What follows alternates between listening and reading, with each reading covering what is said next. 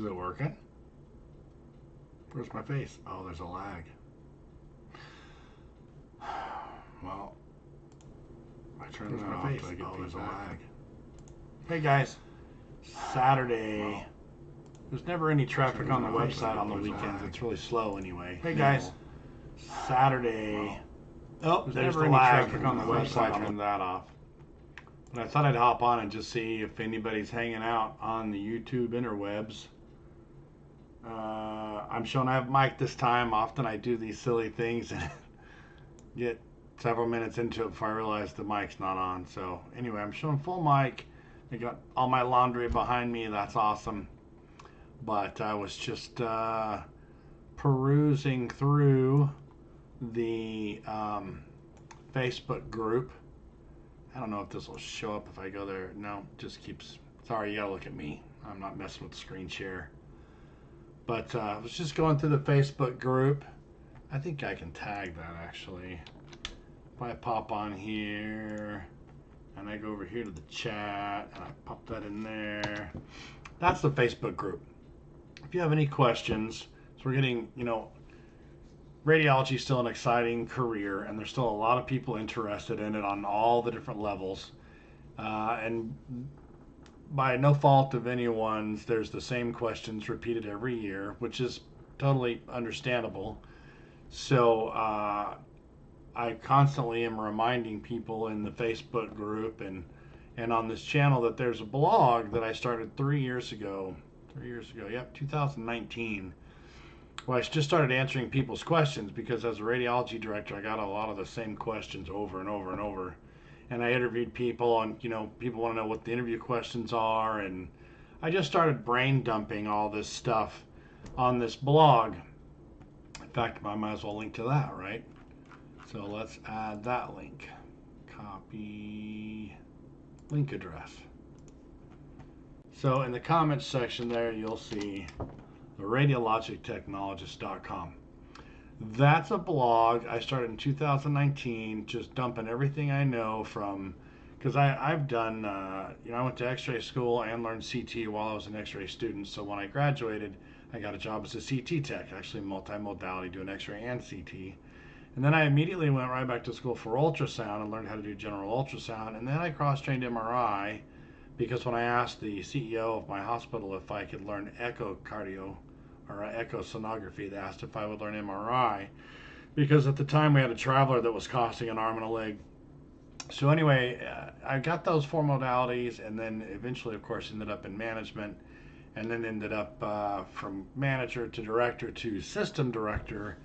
And so I'm just brain dumping on this blog and on this YouTube channel and mentoring along the way. And in fact, I've got a resume I need to review. I keep forgetting. People send me their resumes to look over. There's a lot of things I can help out with, and I'm happy to do so because I like the field of radiology, radiography in specific. But I mean, I also like CT and IR and a lot of different modalities. So they all have their own special aspects. But I am see if I go. I'm gonna see if I can post. Hang with me here. I'm gonna hop into YouTube on a different window and see if I can't grab the link to this live and post it over in the Facebook group so they know I'm here. How do I get in here? Videos. Live. Yeah, there it is.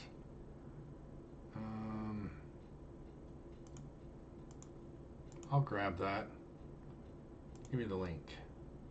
Get shareable link. And then I'll hop over here to the Facebook group. Hey, I'm live on YouTube right now. If you're bored or have any questions, stop by. And post. All right. So there's that. There's that. And so, yeah, I was on the Facebook group, and there's 23 new requests for participants I need to go through. I screen everybody. I keep all the recruiters out because we have plenty of recruiters on all the other. So I moderate 3 of the Facebook groups because I've been asked to moderate 2 other ones. But there's plenty of recruiters that don't really care about the job, that are just posting jobs to try and make money off of you applying. And so I really restrict it. In fact, you can see at the top of the Facebook group, I have a big pinned post that says, if you want to advertise, just pay $15 a month. It's that simple, and you can have access to the group. It's over 6,000 techs, 6,000 members. And only one person has taken me up on that, and that's the one person I allow to advertise. And if nobody else wants to, kick in just a little bit to help out, then they can go advertise somewhere else. But the group is still growing a lot. I just did a post to remind everybody that there are memes on there for when you're getting all stressed out at school. Stop by the meme page. The blog is full of all kinds of stuff. The blog at theradiologictechnologist.com has a whole bunch of study guides. I took a whole bunch of tests and put them on there that you can take, and it shows you the answers, of course, after it's over.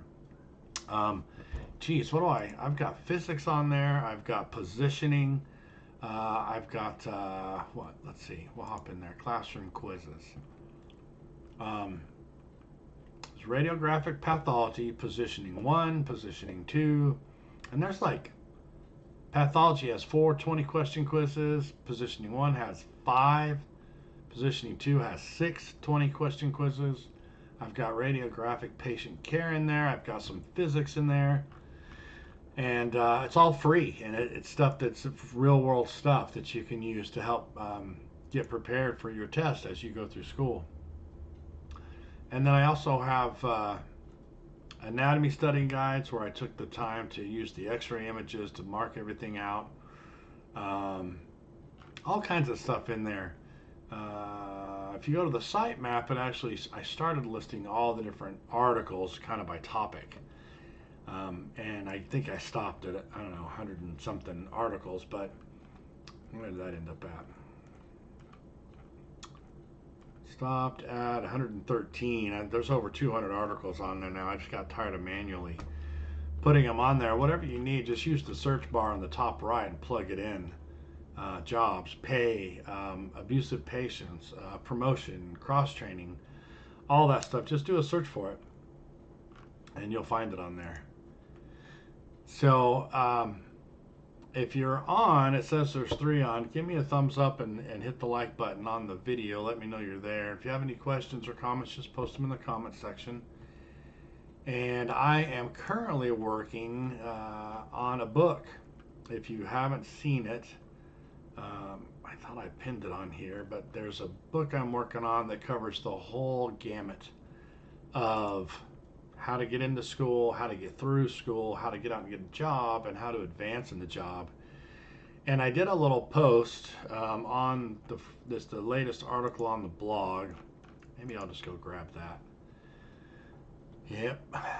It's called the X-Ray Tech Survival Guide, and it's a culmination of, I can't fit everything in there because I've got 30 years, but it's a culmination of a lot of stuff that I've talked about, like I just mentioned. Because you got people interested in the field that want to know, how do I get in? What's the interview process like? What can I do to get better prepared? And I cover a lot of how to get healthcare experience prior to your interview, being a volunteer or shadowing. There's all kinds of stuff you can do. But I've put up a link to that book as a way for people who are interested to sign up and kind of get on a list, because I'm going to end up running some kind of promotion, and those of you that get on early can get a discount on it. I'll probably give out some free copies as well to people that want to review it and comment on it and that kind of stuff. But one of the interesting things I'm going to include in there is 2 things that are important for current techs is how to make the most pay and how to protect your job, because there's a lot of shenanigans going on in healthcare I mean, there has always been a lot of shenanigans in healthcare, but COVID really brought out a lot of garbage because as the hospital started to lose money thanks to COVID, um, they started taking it out on the employees. And so you've got to learn how to protect your job, and there's key phrases I'll go over that you can use.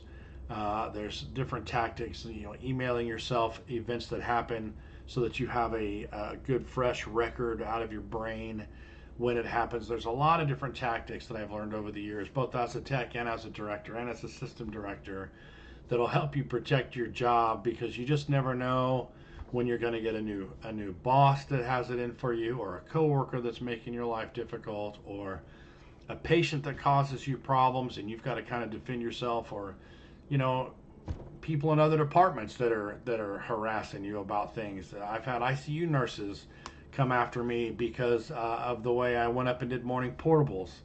I've had ER nurses complain that the turnaround times are too slow. I mean, there's just tons and tons of stuff out there. What do you got? Backman, hey Ron, I'm just starting my journey. I'm so glad I found your channel. Cool, man. I'm here for you. Anything you need, you can ask here. You can visit me on my blog, the Facebook group. There just wasn't anything out there for us. You know what I mean? People. I mean, I went back in 2003. Is when I went through. But my stepdad went through before me, and my wife went through after me, and there just wasn't a lot of information out there for us. And what's really cool now, I started this Facebook group, I don't know, a couple, 2, 3 years ago. And it started out with not many people in there. And there's plenty of other radiology groups on Facebook too, right? You've seen them, I'm sure. But there's a lot of garbage on them and advertisements from vendors. And I like having a brotherhood and a sisterhood of radiology that's global.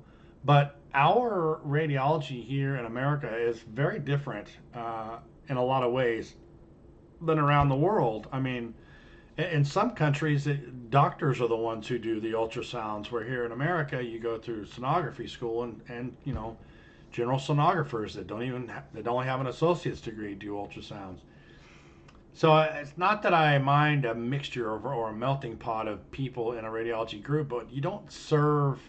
It doesn't help each other when you're talking two different languages. I mean, the requirements to practice radiography or similar modalities in America all goes through, for the most part, the ART. I mean, you've got the ARDMS for ultrasound, and you've got the, I always get it wrong, NMBT or whatever for nuke med.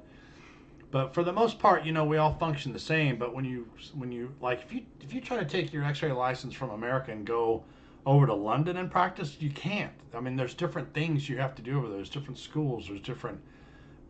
Some of them do more advanced things. Some of them do less advanced things. So I try to keep our group more centered around the ART and the requirements through the ART to get licensed to practice.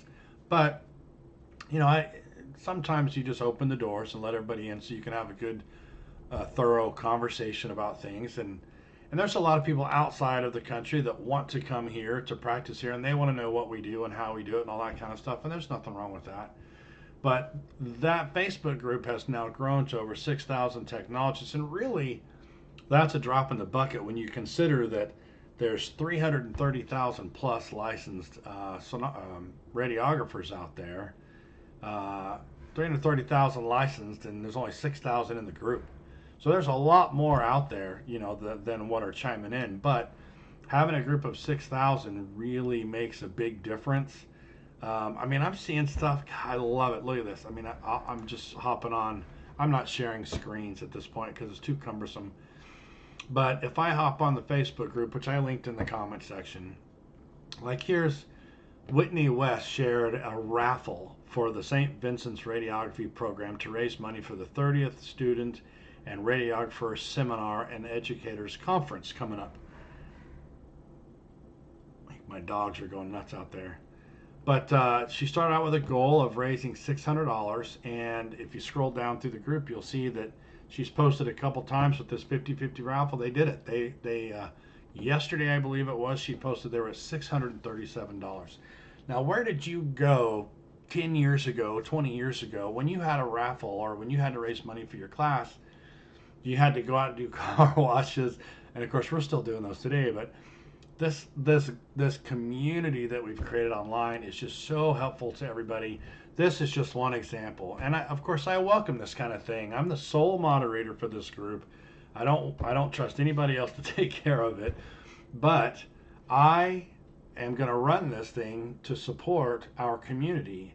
Meaning, I don't let any vendors in here unless you're a tech, because I promote side hustles. I promote you as a tech getting out of your brain space of X-ray or ultrasound or MRI and doing something different outside of healthcare because you need a break.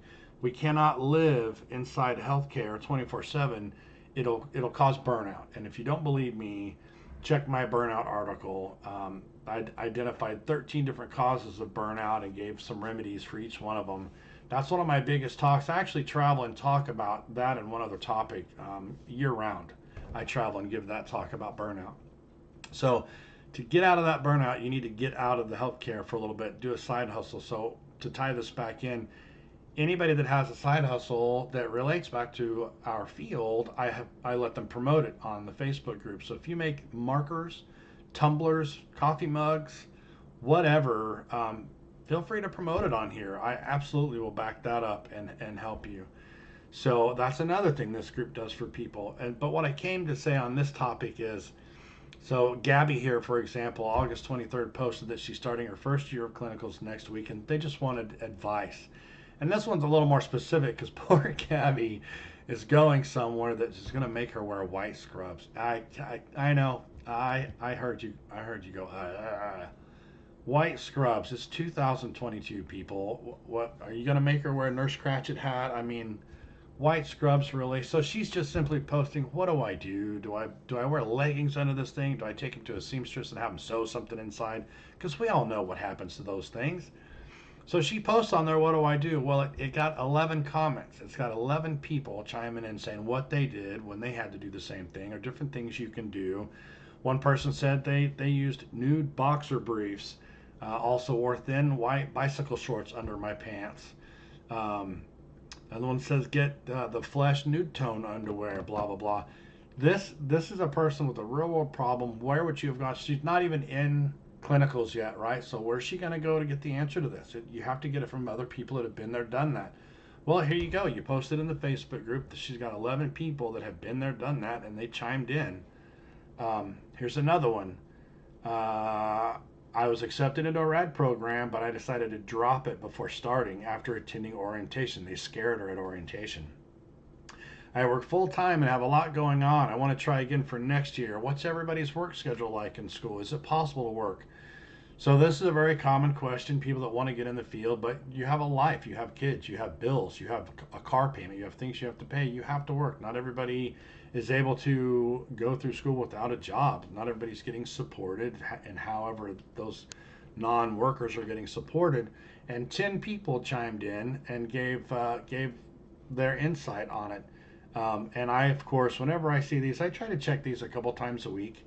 And I post the articles that I've written that are pertinent. So in this case, I have a full article I wrote a couple years ago about can I work full time while going to school? Because the schools will all tell you that you shouldn't go to school. I mean, you shouldn't go to school.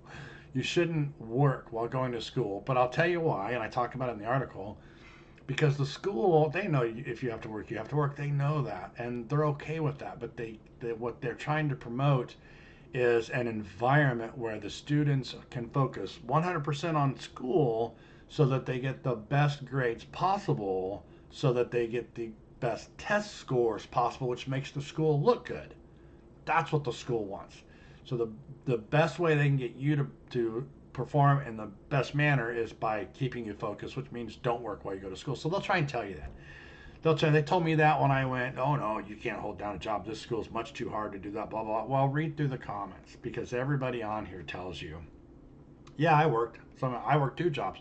I worked 1 full-time job, 2 part-time jobs, blah, blah, blah. When I went through, when I was in X-ray school, I think I had 2 jobs and 6 kids.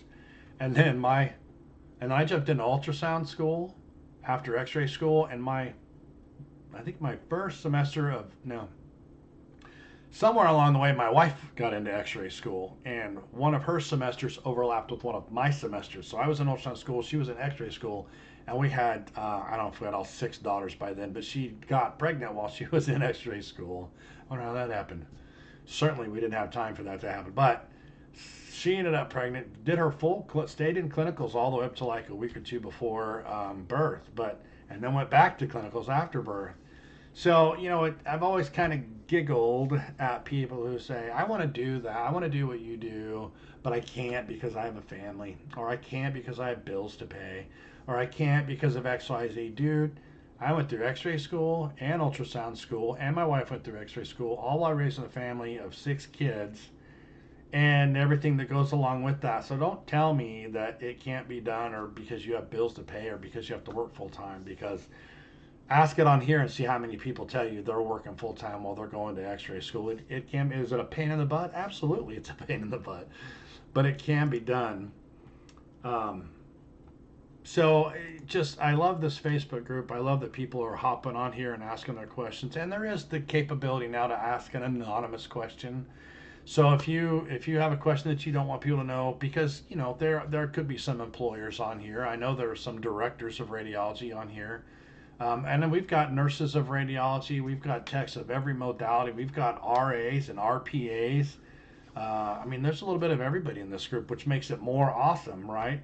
The past president of the AHRA is on here. So you want to talk about this spectrum of knowledge in this group. You don't see a lot of administrative questions, really. The AHRA does a good job of providing a forum there for the directors to ask their questions, but this is a excellent forum for the technologists to ask questions.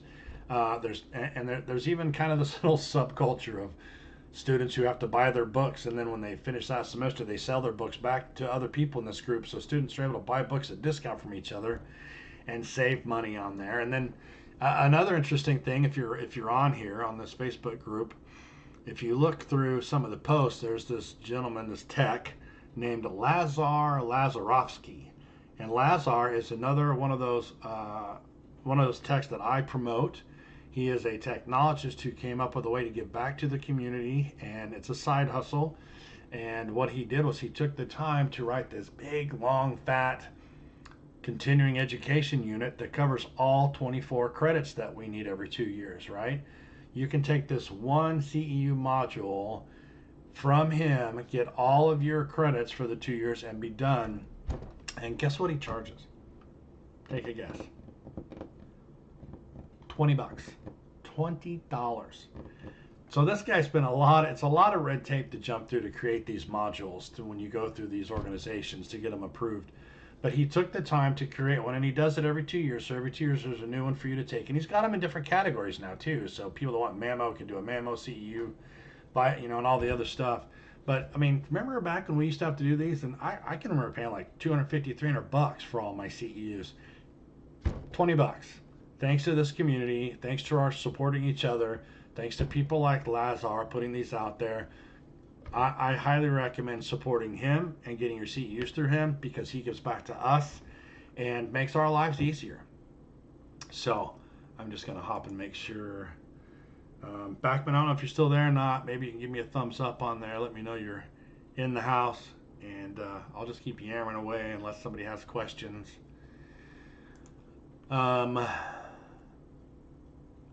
See, here's another one. You could have never found this 5 years ago, 10 years ago for sure. Belinda posted on the Facebook group, can anyone help me with some of the questions from this chart? And it's that technical factors chart. And any of you that have been through x-ray school remember this chart. At least most of you probably had it. I know I did. It's this big grid that has a bunch of up and down arrows that basically says when you raise the KV, receptor exposure also increases. When you increase KVP, receptor exposure, and it has all the arrows of what happens on what you do. And Belinda came on and asked for some help on that. And I remember I just had to memorize this stupid thing. I had to memorize. I had to make an acronym for the words on the left column and an acronym for the words on the top, and memorize those words. And then during the exam, I would brain dump that. And then I had to memorize which way all of the arrows were going. And then once I brain dumped it, I could go, okay, now I can answer the question about this goes down when this goes up and that kind of thing. But here she posted a question, and 13 people popped in and commented on her to help her out. And she shared later, I made a 99 on the chart on the exam that she had over it, and it's because she forgot to write air gap. But where are you going to get this at if we don't have a strong community like this? It's a beautiful thing.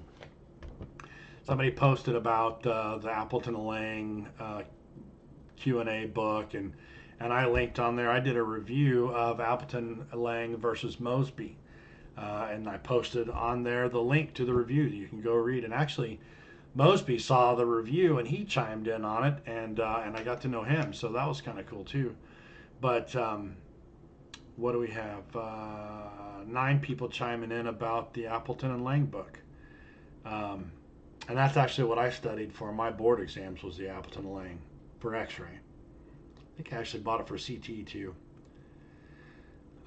Here's another person, August 24th. I'm currently a first-year nursing student, and I've been getting second thoughts about continuing and possibly switching to the RadTech program. And I was wanting a little insight on how it's like.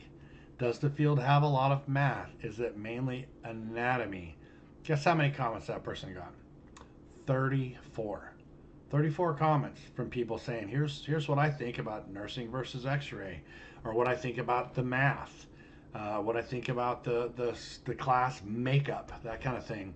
I actually have a video about, because somebody asked me that at one point about math, so I did a video. Usually when people ask me questions, I'll just hop on and record a video and then upload it to the YouTube channel, because other people will probably have that question at some point too. So I linked to the YouTube titled, Do I Need to Know Math for X-Ray School? And then I went back and I linked to all the quizzes that I have on the blog that are free, because there's a lot of stuff on there like for physics and stuff. But 34 comments on that person's question thanks to the Facebook group. So I'll stop, I'm starting to feel like I'm touting my own group here, but I just wanted to praise the people on it, really.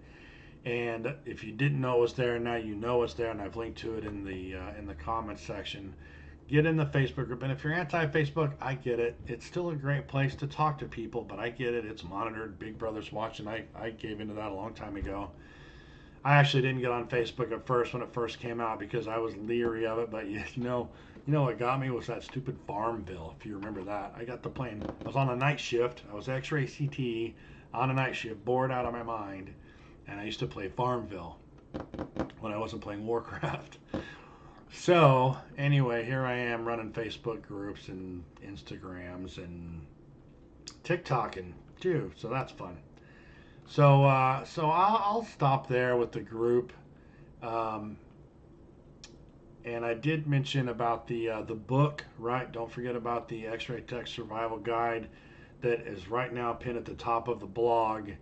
A lot of good stuff that a lot of you are going to like in there. I'm really taking my time to try to capture as much as I can think of, like for people looking into the career. I've got how to research the radiography program so that you can see which ones are generating the best graduates with the highest pass rates, how to apply to the program, how to have a top-notch application portfolio, and how to kill the interview process as a whole, where to find meaningful work experience prior to the school application, understanding the why behind the interview questions and what answers the interviewers are looking for. Just lots of stuff about that whole, because you can actually interview the schools. You can, without them knowing, you can interview and see what their track record is. You can find out who the teachers are. You can kind of research them on the internet and find out how long they've been there. Do they have any awards? You can see how many times that job is turned over. Maybe that school's in trouble. You can do a history search on the school to see if they've ever been in trouble with JACO or the Better Business Bureau. You don't want to just jump into the first school you find. You want to do some research, because you're entrusting your career into what they're going to teach you. And believe me, it's going to be stressful. And if you pick a crappy school, it's going to be even more stressful. But I'll show you how to get in. I'll show you what they look for. I'll explain to you why they ask the questions that they do. I'll cover all that stuff. I'll check out your resume for you. I've even got a post on the blog about how to write a resume so it looks the best. And then once you get into the X-ray program, it's a whole new world. Then I'll have a section about the mentorship that I've given and what I've learned from the mentorship over the years, the different methodologies that I've shared in blog posts and YouTube videos about how to study for the boards. Really, there's a whole framework behind just how to study in general. And my blog post about that, it's one of the biggest articles on my blog. Talks about, your study sanctum and making sure your time is sacred and you don't let people or phones interrupt you. Play the classical music in the background if that's your thing. Studies show that helps. Use the Pomodoro method to study. That's an egg timer set to 20 minutes, where you study for 20 minutes, you take a 5 to 10 minute break, because you got to get up and walk around and move the blood around and stop thinking about things in order to retain them longer. If you just cram, like early in college, long time ago, me and my buddies would just head down to like IHOP and cram all night long for a psychology test, and we just slam the coffee all night, and then we'd go take the test at 8 a.m. or 9 a.m. and brain dump it all, and then we'd just forget it all and we move on, and it worked. But you're now in a career class of stuff you need to remember, and it's gonna stack on top of itself as what you learn in positioning one, you learn more stuff about in positioning two. You can't just brain dump this stuff.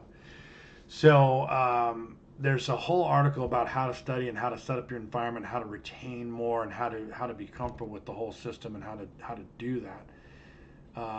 It'll also go over how to research your clinical rotation before you have to go to clinicals. A lot of people don't know that. A lot of people don't know that you can research the clinicals beforehand, because some schools force you to go to certain places, but not all. Like, some places are in small towns, so you're forced to go to the one hospital in town and the one outpatient clinic in town, and it is what it is. You can still research them beforehand to know what you're getting into. But in the bigger cities, like I went to Pima Medical Institute in Phoenix, and we got to choose from, 35 different clinical rotations. From outpatient clinics to hospitals, level 1 traumas, level 3s. And you can research them ahead of time and find out who the clinical instructor is, what kind of patient mix they have. Do they have an OR? How busy is the OR? Do they have new equipment? Is it old equipment? Lots and lots of stuff that can enhance your clinical rotation. Otherwise, you may end up, if everybody else researches it and you don't, you could end up at the crappiest clinical site and get the worst experience possible. And I'll show you how to avoid that.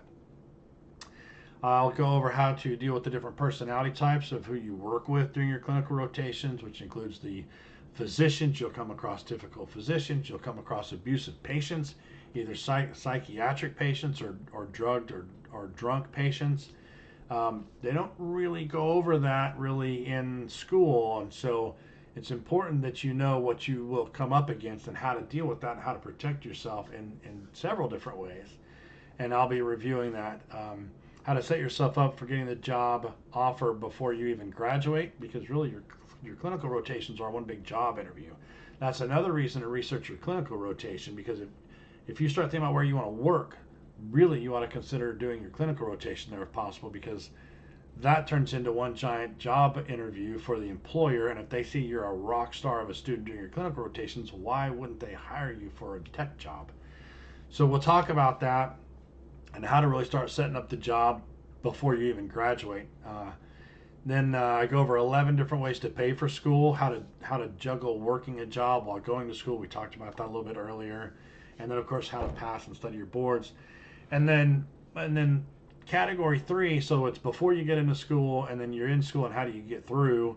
And then once you're ready to graduate and you get the job, I'll show you how to maximize that. I'll go over the net, gross, and baseline pay, which are 3 different things. And people throw numbers around. Like there's a post right now in the Facebook group, how much money does everybody make? Well, that's really not the best way to ask that question, because people don't know which number they're really giving unless they understand how it works. So when you're offered a job at $25 an hour, that's your baseline pay. But you can have money added onto that very easily with taking different shifts. Second shift pays you a shift differential, it's called, which gives you more money per hour. Night shift pays you more. Weekend shift pays you more. When I graduated, I think I got hired around $19 an hour, but I took the night weekend shift, like Friday, Saturday, Sunday, which got me all the way up to like $26 an hour. So if somebody says, well, what do you make an hour? I could have said 19, which was my base pay, or I could have said 26, which is my total pay with all my shift diffs. So I'll teach you about all that, and I'll teach you how to maximize which shifts pay more, what they pay, and other ways to increase your pay, and where to find jobs where you keep most of the money you make in your pockets. That's another thing. People say, well, I make $50 an hour as an x ray tech in California. Well, that sounds great, but you also pay the highest taxes and everything else out there, and you keep the least money in your pocket at the end of the day because of all the taxes you pay. I did a study a year and a half or 2 years ago, pulled all the salaries out of the ASRT's annual salary guide, and also pulled another survey of cost of living state by state and compared them and came up with a graph, not a graph, but a set of data that shows you. I ranked the states on which state, best to worst, lets you keep the most money of what you make in your pocket after you pay for living expenses. And with that, you can see if you are able to move around and work wherever you want to, where you could go live and keep the most money in your pocket. So I'll review that in that section. But it plants the seed that you can't just go for dollars per hour. Like if you get two job offers and one offers you 20 and one offers you 25, you can't just go, well, I'll just take the 25, because what if the benefits are better in this other one? What if the work-life balance is better in this other one? What if the opportunity for advancement is better in this other one? There's a lot of things that are equally as important than that to that hourly pay. So people have to get out of this mindset. I mean, it's a good starter, how much you get paid per hour, but there's a lot more to it. And as a director, I can tell you the kind of the inside scoop on, hospitals don't ever say, hey, Bob, we interviewed you, we really like you, we're going to offer you the most we pay for that job. They're never going to do that because they want to save as much money as possible. They're going to come in and lowball you at the minimum that they can pay you, and you actually can counter offer to that, or counter negotiate. And I talk about that, and I always do that. I always counter anytime I take a job, because the worst thing that can happen is they say no and you still take the job. I have never seen anybody say, I'll take your job, but I want a 50-cent raise over what you offered. I've never seen a director or heard of a director going, never mind, you're off the list. We don't want you at all now because you asked for 50 cents more an hour. Now if you are a jerk about it or absurd, I'm not going to come work for you unless you pay me an extra $10 an hour. If you're stupid about it, then maybe you irritate them and they say get out of here. But always counter offer, and know that you don't have to accept the first thing, and pit these guys against each other. You get two offers at 21 and 22. Say, well, I really like you guys more, but they offered me 22. Can you maybe beat that? Can you go 22.50? Because that would really help me with my commute and my gas and my childcare expense. So I go over all that, right? All the different things about pay and how to get the most out of it. And then there's the secrets to the more money with the shift differential. Then you got standby pay and on-call pay and travel pay and incentive pay, right? Did you know about incentive pay? Incentive pay is where you're not on the schedule and you're enjoying your day off, and the boss calls and says, hey, Sally called off and I really need you to come into work. Can you be here in 30 minutes? Some techs don't know that you should get paid more for that. Some techs just go, well, I'm a team player, I'll go in and I'll cover because Sally would do that for me if I was sick. Well, that is a last minute notification, and there's an incentive pay for that. You better believe nurses get that. You call a nurse in at the last minute, you better believe they're getting bonus pay for that. Rad techs do too, and you should know that. So there are all these different ways you can get paid more on top of that, how much you get paid an hour question. I'll even show you how to make six figures in a year. I did it for several years in a row, and there's a lot of things you can do with those things I just talked about, and being on call. And you can even, I was on call at some different hospitals at the same time that were in the same system. So they all knew. I triaged them. I would call the doc and say, do you need this right now, or can I go to this other one and do a gallbladder real quick? This is when I was doing the ultrasound. But you can take call. And get standby pay, where you're just getting paid to carry the pager, or you're getting paid to be on call, be available, and you're sitting at home watching TV. So I'll show you how to maximize all the pay, and then that's an old question. Tactics to take before and after your interview to add to your success rate. So these were all, oh yeah, so this is about getting the job. So we talked about finding the school and getting into school, staying in school and doing the best you can to get the best grades, and now you're getting the job and making the best of the job and doing your best. So I go over what you can do before and after the interview process to get the most out of it, and solidify your job description so that you always know what's expected of you. Because if you look at just about any x-ray job description or radiology job description, somewhere in there usually is something like other duties as assigned. And that's their way of saying we can ask you to do anything we want, and we don't have to have it in here. And we can ask you and you have to do it. And if you don't, maybe you get written up, maybe you don't, maybe you get fired, maybe you don't. But you need to be aware of your job description. I have another post that goes over RadTech 1, 2, and 3 and what the differences are in this particular setting at this particular hospital. It's the differences between a RadTech 1, 2, and 3, because a lot of people don't know what the difference is. They just say, well, after so many years, I probably get elevated to that next level. Not always the case. It's not always about seniority or years of service. Sometimes it's about taking on the responsibility of teaching students that come through or teaching new hires that come through. So we'll go over that in that section. So then that gets us to the fourth level, fourth section of the book. And that's when you're in the job, and then we start to talk about all the different ways you can advance up through the field. Different modalities that you can do, how to get your foot in the door. I even have an article about cross-training and how you can help your boss understand the benefits, because it's really more beneficial to the company to train from within. But you still have some directors that hire from outside because what they think is, well, they're already a CT tech. I can bring them in, set them in the chair, and they'll start scanning CT patients day one. Well, not necessarily, because they don't know your EMR, they don't know your hospital layout, they don't know your protocols, they don't know your staff, they haven't established that relationship yet. They do know CT, but what I argue is that if you take an X-ray tech and train them in the CT department, they already know the staff, they already know the hospital, they already know your protocols on where do you go get your patients, where do they change, where's the changing room, all that kind of stuff. They just have to learn how to use the CT machine and the CT protocols.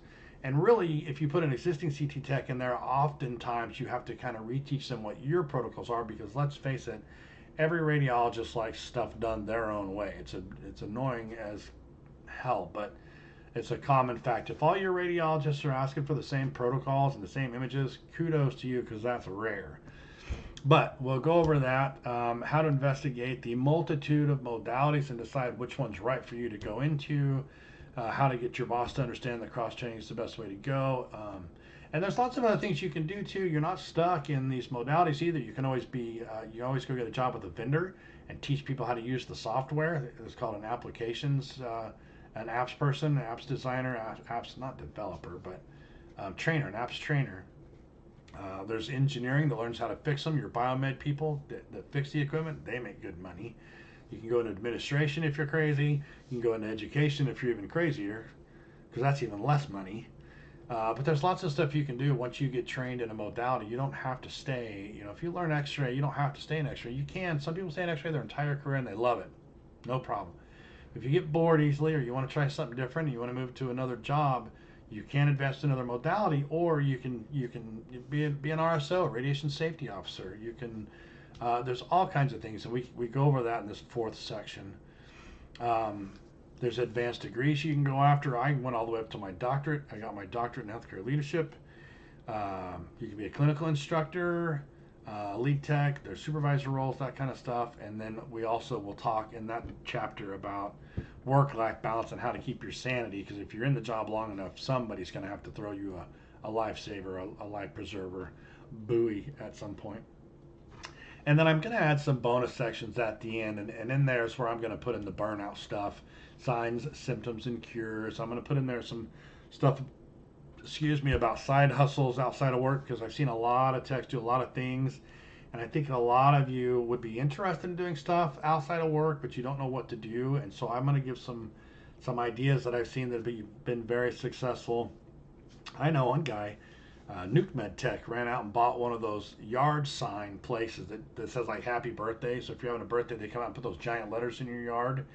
Sign Gypsies is the name of that franchise. But he loves it, and he just goes to birthdays and all kinds of things and puts these signs out. I paid him to put them out for RadTech Week a couple of years in a row. But I'll go over all those side hustles in this bonus section. Continuing education, if you're interested, if you're a learner, a lifetime learner, and you want to keep learning. I'm going to cover some Lean Six Sigma stuff, some organizational structure, different things like that. So anyway, that's the book that I'm going to be working on for the next several months. And I do have a sign up if you're interested in getting on an early release. Um, you just have to go to the blog and put your name in, and it'll send me your name, and I'll put you on a list. But I think we're going to wrap up. We're looking at 45 minutes ish. I've covered a lot of stuff out of the Facebook group for now, and talked about the YouTube channel and the blog and the book. So if you have any other questions, just leave them in the comments section. Hit a thumbs up on there. You can always hit the bell if you want to know when I pop on and do this. I wish I could do this on a more consistent basis so you know when I'm going to be here. It's really tough to do that. So anyway, thanks for stopping by, and we'll see you around.